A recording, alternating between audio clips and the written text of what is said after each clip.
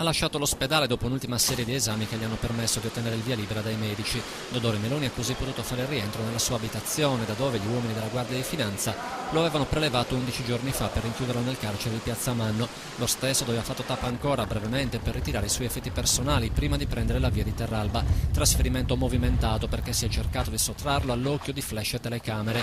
Il leader indipendentista è agli arresti domiciliari. Il provvedimento del GIP gli era stato notificato qualche giorno fa proprio a San Martino. Ora nella sua casa attenderà gli esiti della vicenda giudiziaria che lo vede coinvolto. È accusato di una lunga serie di reati fiscali commessi in maniera reiterata negli ultimi 6 anni. Il leader indipendentista è apparso provato dallo sciopero della fame e della sete, ha perso almeno 10 kg, ma ha già fatto sapere che proseguirà. Si ritiene prigioniero politico ed ha rifiutato acqua e cibo, contestando dapprima il provvedimento di arresto che lo ha portato a Piazza Manno, poi anche i domiciliari. Secondo la difesa non sussistono le condizioni per alcuna misura cautelare. Da casa Meloni non potrà avere alcun tipo di contatto con l'esterno. Portavoce saranno ancora una volta i suoi fedelissimi, dichiaratamente pronti a sostenerlo nuovamente nella sua battaglia per l'indipendenza.